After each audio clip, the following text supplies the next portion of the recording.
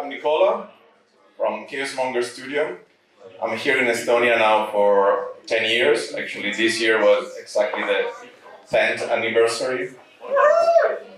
Yes! Survived! Yes, I'm alive. And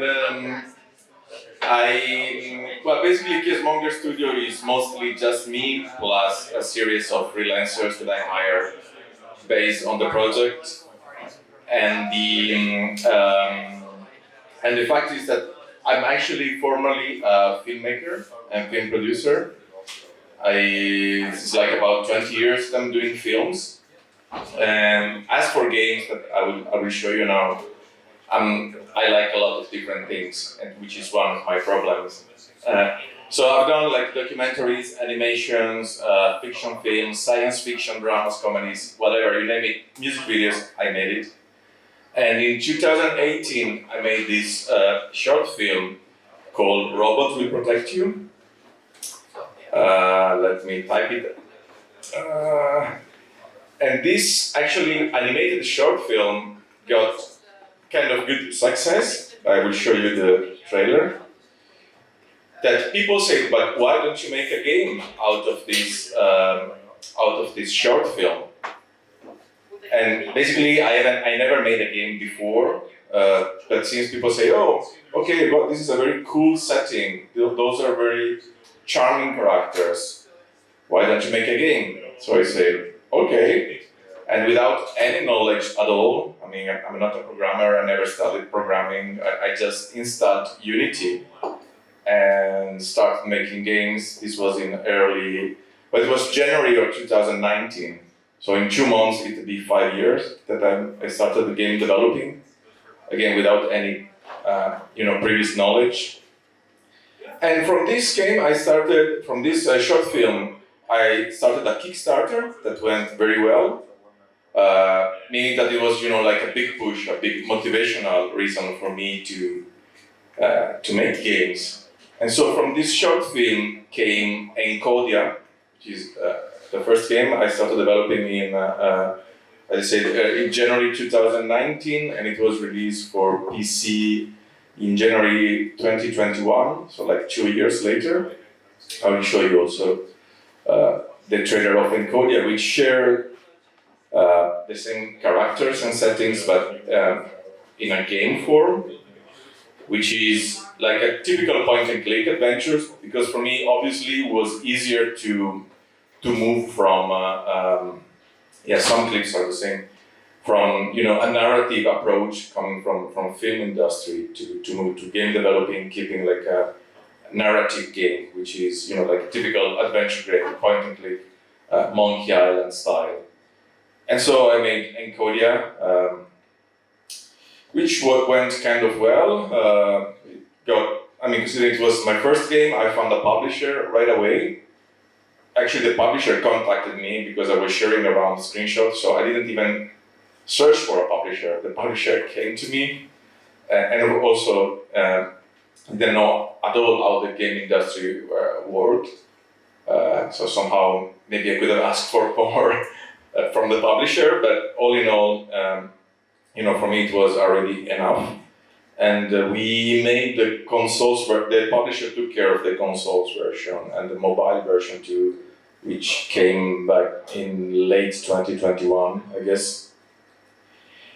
But since I am like this sort of crazy guy, which is always restless. No, because the crazy thing is that I started in January 2019, and I have basically 5 games ready, kind of. So I made like 5 games in 5 years, which is pretty insane. But also because I cannot really, I get bored easily, that's the truth. I mean, even if I'm making films or games, I get bored easily.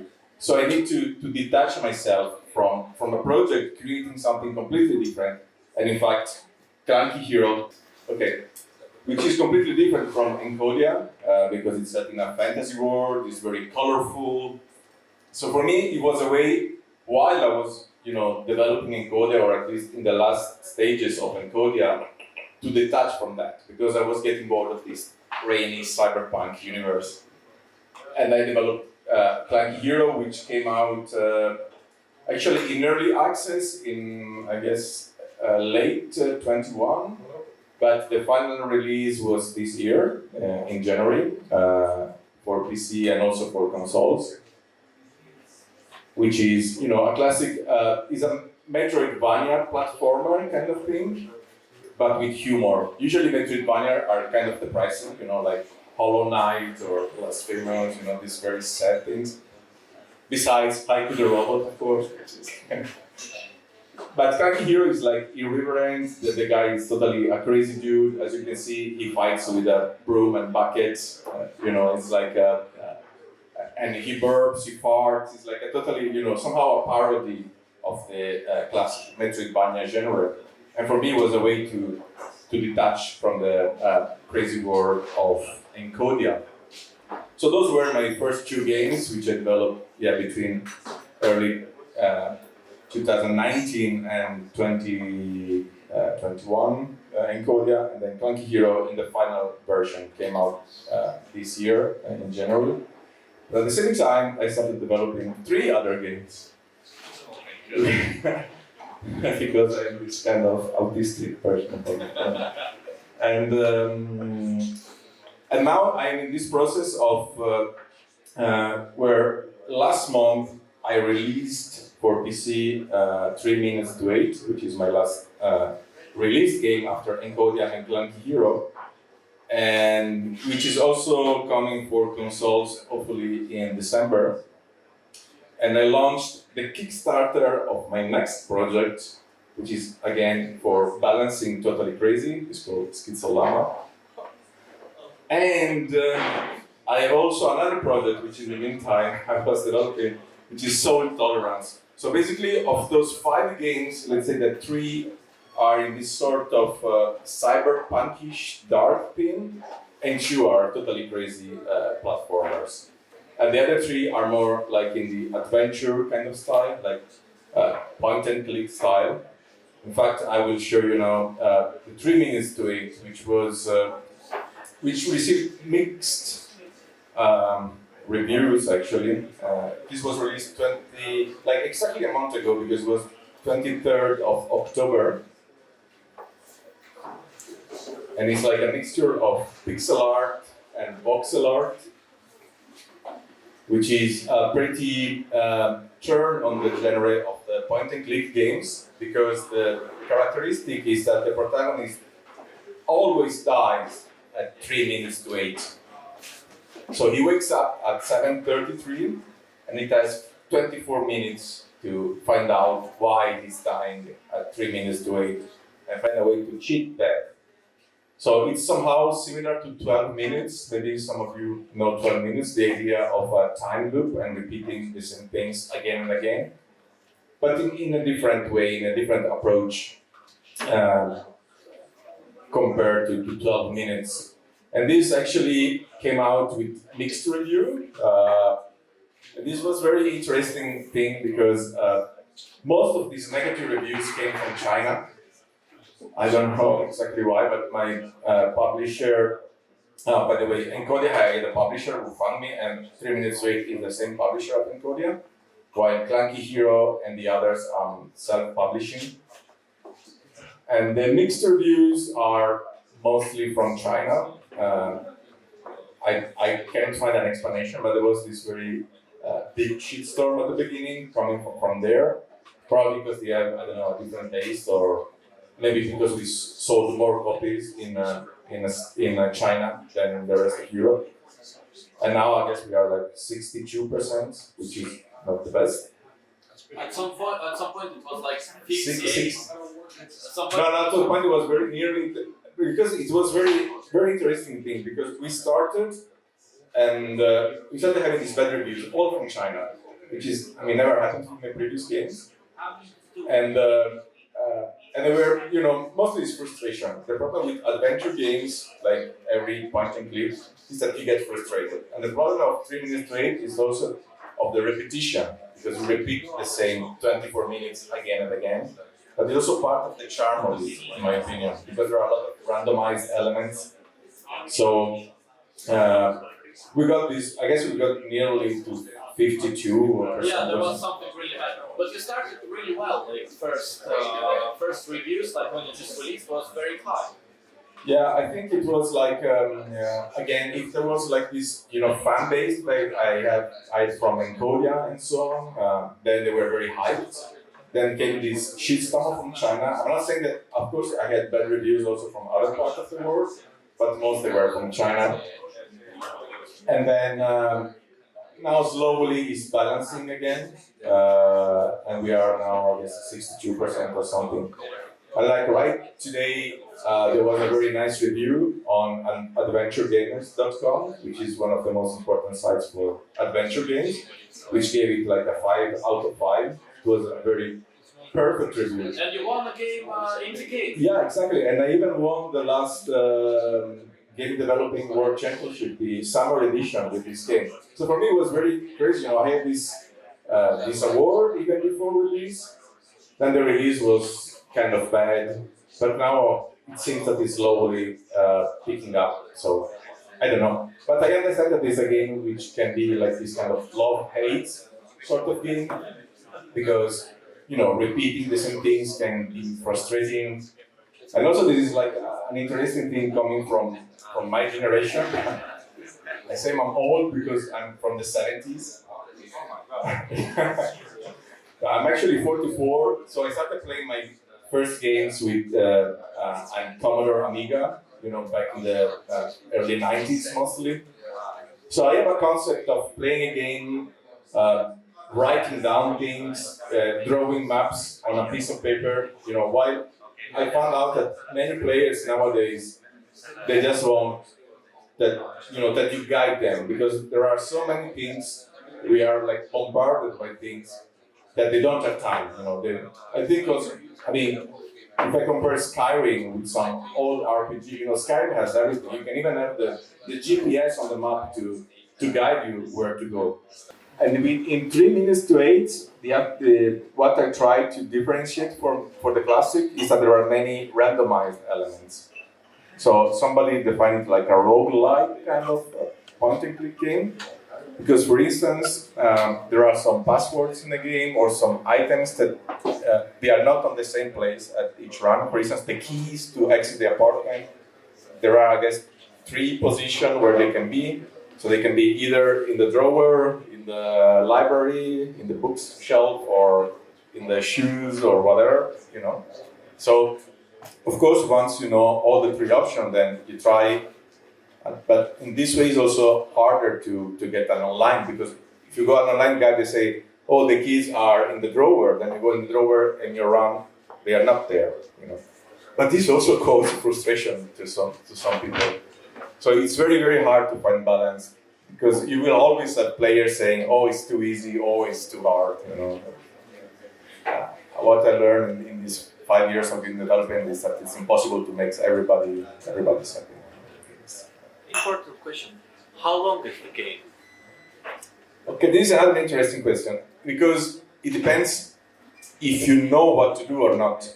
Because also Monkey Island, it took me 6 months to finish, but if you want, you can finish it in 1 hour and a half or something, if you know what to do. But we estimated that a regular player took about 2-3 hours to find one ending. But then the game has 10 multiple endings, and it has a lot of replayability, to find all the 10 different endings. And then it's about 1 hour each. So in total, if you want to discover all the endings of the game, you have to play about maybe 12, 13 hours. On Steam, the reviews of the people who, the completionists were like around 16, 17 hours. So I think it's a good playtime. What's the price of the game? It came at 15 euros. Yeah. And now it's coming for consoles, so I hope that consoles will make it recover a bit, or this new review that I was telling that came out today, being exactly for the niche of the adventure gamers, maybe can help it. Which consoles? All of them. All of them? Yeah, it's coming for PS4, PS5, Xbox One, Xbox Series, Switch, Android, and iPhone. Yeah. yeah, this is crazy. Also, I'm doing all of that myself. I don't have like it's not the publisher doing that. I see the face like yourself, like Android, iPhone, Switch. So you have just a room for the dev kits. Yes, I was telling you about this. Yeah, he was just telling about Because that. we were talking about going to work at the hub, and I say, yeah, but I am like 7 dev kits or something. It's impossible to move them. Yeah, no, but actually it's not that complicated, you know. I was telling that the most bothering things to handle with the third parties like PlayStation or Microsoft is the small details, you know, and the fact that you need to book the testing period and you have to wait for months and then weeks because there is a small things that you need to change. But other than that, if you customize your things and then you just, you know, adapt your code based on the platform you are, and it's mostly just about the saved files, the saved game, maybe some shaders or. It's Unity. Yeah, that would be. And then, yeah, still in October, I also released the demo and the Kickstarter of Schizolama, which was also at the last event, Manguteo, and which is, again, totally, completely different. It's like, someone define it like metal slug with llamas and alpacas, and it's like pure pixel art inspired by the arcade of the late 80s, early 90s. And this also the Kickstarter failed. So I was Failed? Really? Yes, it did. How much? So October for me was a nightmare month because 3 minutes to it came out and it has these awful reviews. Then the Kickstarter of Schizolama failed. I said, okay, I give up with game developing. I go back to making movies, whatever. And I'm still considering it. How much you got in the end? About half of what I was looking for. I don't know, this is also like the internet is highly unpredictable. I don't know if because of the title. Yes? Are you not going to try seeking a publisher for it? For the maybe, I'm not sure yet. Actually, I had a few contacts, but I don't know. I'm afraid also that if something is not really getting the attention from the internet, like on Kickstarter, it was also at the Steam Next Fest, it got some downloads, and on each it has very good reviews. I guess it is like 4.5 out of 5. But that was not enough for the Kickstarter, so I'm afraid that the publisher can be, you know, influenced by that. And I don't know the reason. I mean, rather than the internet is unpredictable, because sometimes you have like. I don't know. For instance, maybe many people were complaining about the title, saying that Schizolama was offensive because the word schizo in North America now is highly offensive. And in 2023, everybody is offended. Wow. For some reasons. Yeah. I'm actually considering to change it to Speedolama. So, no kidding, man. It's like. Yeah, I know, but you know, if then they start a shitstorm, it's too risky. Maybe just llama on drugs. Yeah. American flow. I find the word llama offensive. Yeah, llama is offensive, yeah. No, but actually I got people like some of my previous Kickstarter backers that say, oh, I don't feel supporting this project because it's a bit violent or you are killing animals. Okay, I will show you just the last because in the meantime, in 2 weeks I'm releasing a new game, at least for PC only. But this one had a successful Kickstarter, I remember. This one has a successful Kickstarter, yes. Yeah, and I even remember there were comments on Kickstarter. Why are you doing other games while we're waiting for this game? Now, the interesting thing about Soul Tolerance is that probably is the most ambitious game that I ever thought. And I was looking for a publisher to make the whole full game that I had in mind, which is in 5 chapters and probably around 30 hours gameplay or more.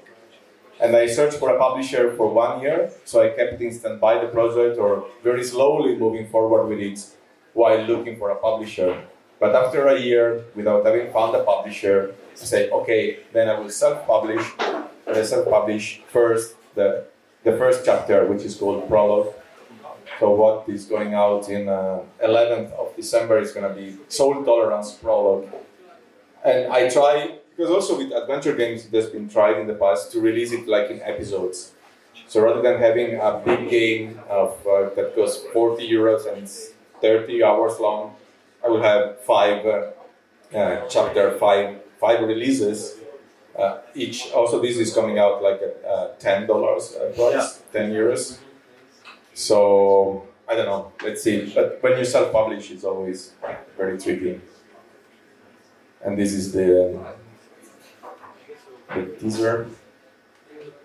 This is entirely, so it's again like this sort of futuristic cyberpunkish environment. And it's interesting because it's set in a world entirely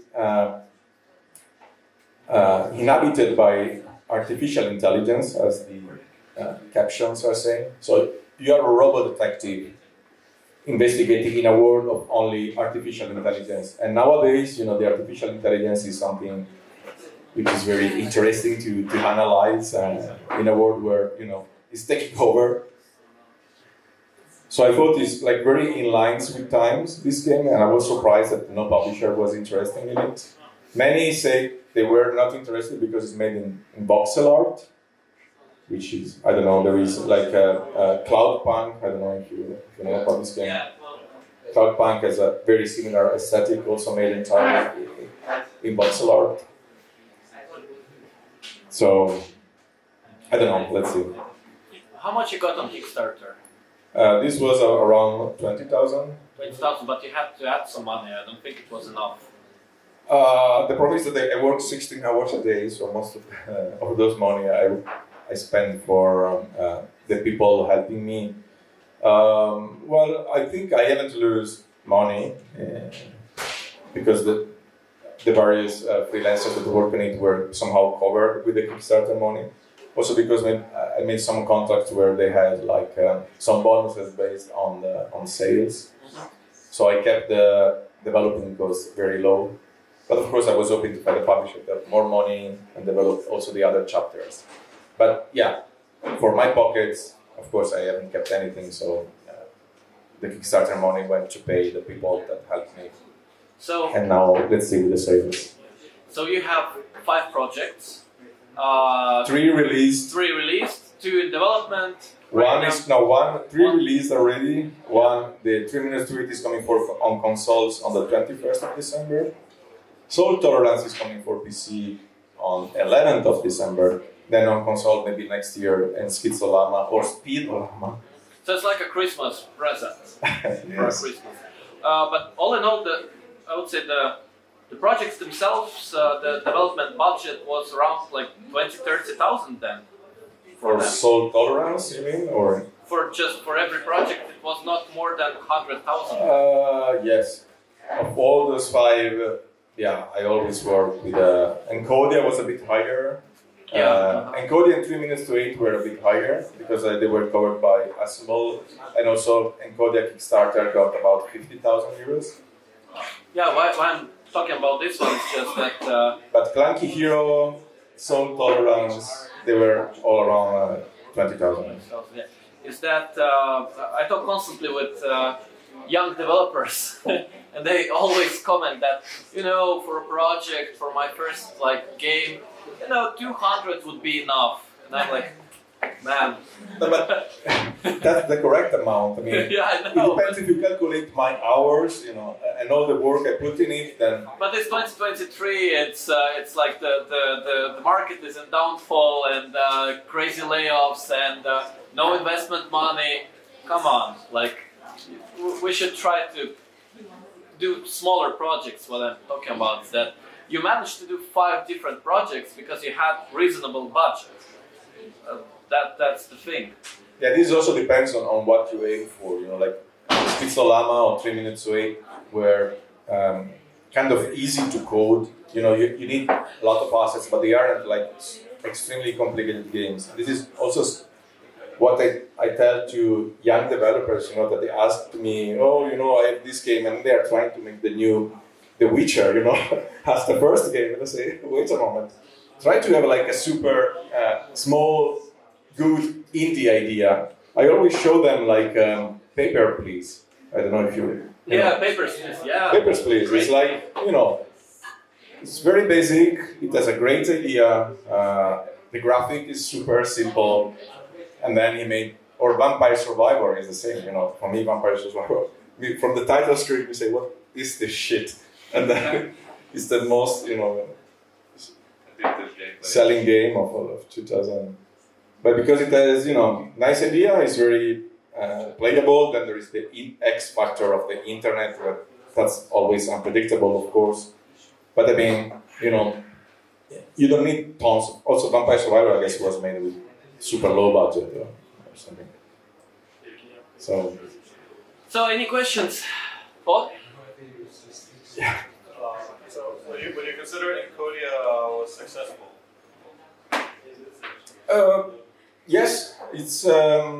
I mean, I haven't sold like millions of copies, but it went kind of well. And what's interesting is that after 3 years, it's still selling kind of okay.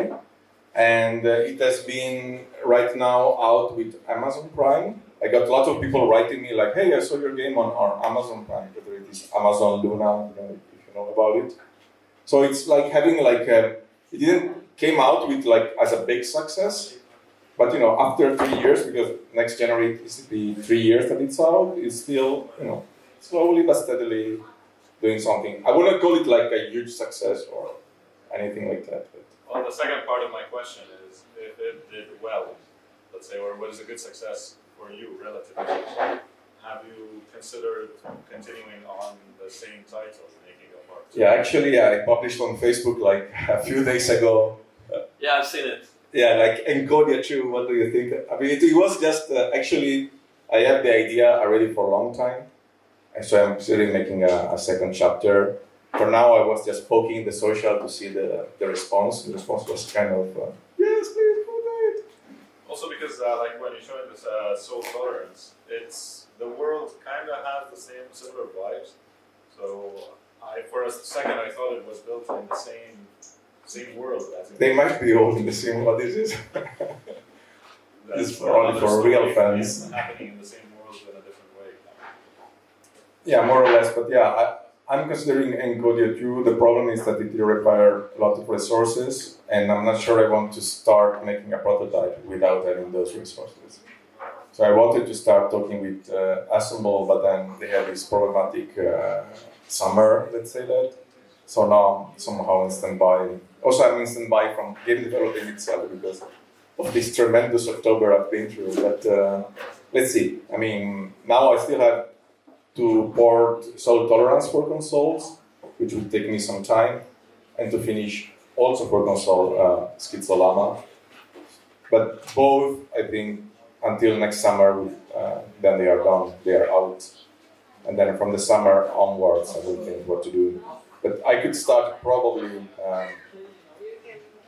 hearing the publisher if it's interesting on supporting a second chapter of Encodia. Because we have also a strong fan base there, and it could be for them safe somehow to invest on a IP which went relatively well. Yeah. Side note, you've made a documentary about Estonian islands. Yes, because of course I'm not only doing game. In the summer, I've seen the post. I'm like, he made the documentary. When? What? How? When you've made the documentary? Or how it was possible between the things? Do you Like, sleep very now and then? It's like. No, I'm trying to. The documentary, it's set in Prangli, so I don't know if you ever been to Prangli Island. It's this very nice island, not far from Tallinn actually. It's like most Estonians heard about it, but never went there. It's just, you just take a 1 hour ferry from Vinci, and you go to this island. Yeah, I made it this summer, and now we got also some money from Kulka, Culture Capital. And I finished the first version that I sent to Berlin Film Festival. It's gonna be super hard to enter there. Yes, this one. So you're even developing Estonian culture. Yes, this is somehow my declaration of love to. I don't know what this.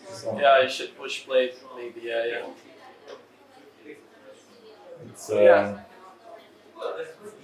So 5 games and 1 documentary about Estonia. Something else? Yes. Movies. Music video. Yeah.